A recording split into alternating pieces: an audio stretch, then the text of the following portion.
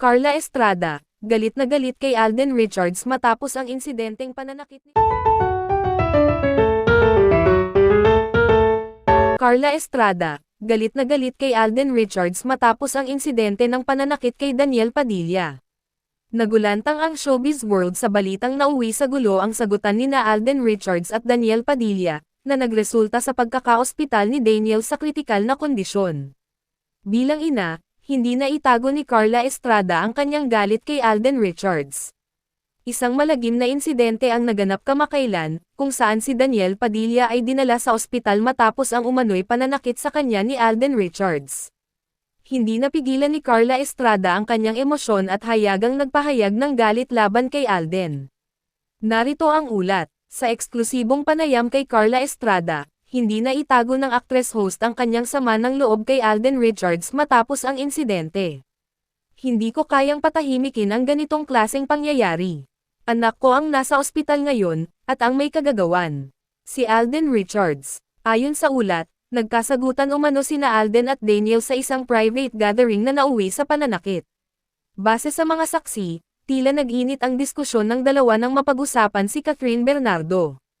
May isang netizen na nagsabing nagkasagutan sila at hindi na napigilan ang emosyon, at bigla na lang nagkaroon ng physical na gulo.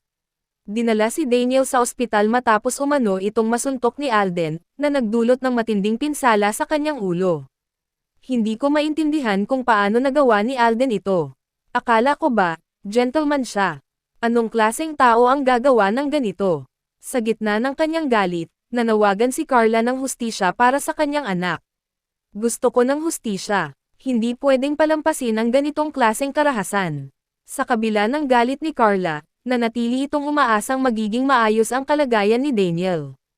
Daniel, lumaban ka. Hindi pa ito ang katapusan. Kailangan ka namin. Samantala, nananatiling tahimik ang kampo ni Alden Richards tungkol sa isyu. Sinubukan naming kunin ang panig ni Alden Richards, ngunit tumanggi itong magbigay ng pahayag. Naglabasan naman ang iba't ibang reaksyon mula sa mga fans. Grabe naman si Alden kung totoo yan. Dapat may pananagutan siya. Hindi ako makapaniwala. Gentleman si Alden, bakit niya gagawin yun? Habang patuloy ang investigasyon, ipinahayag ni Carla ang kanyang hiling para sa anak. Ang importante ngayon ay gumaling si Daniel. Pero pagkatapos nito, mananagot si Alden sa ginawa niya. Nagpahayag din si Carla ng pagkadismaya sa mga taong hindi umano tumulong para pigilan ang gulo. Bakit walang umawat? Bakit hinayaan nilang umabot sa ganito? Sa puntong ito, naging mas matapang si Carla sa kanyang panawagan. Hindi ito tungkol lang sa anak ko. Ito ay tungkol sa pagprotekta sa lahat ng biktima ng karahasan. Ang insidenteng ito ay nagdulot ng malaking epekto sa showbiz industry.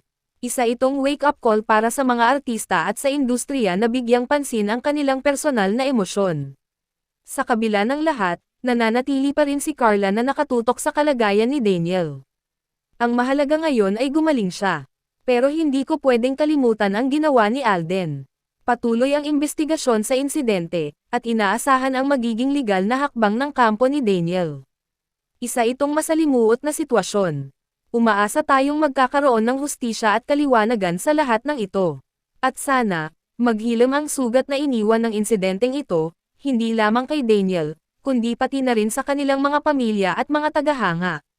Sa ngayon, ang tanong ng lahat, paano haharapin ng dalawang kampo ang epekto ng kontrobersyal na pangyayaring ito?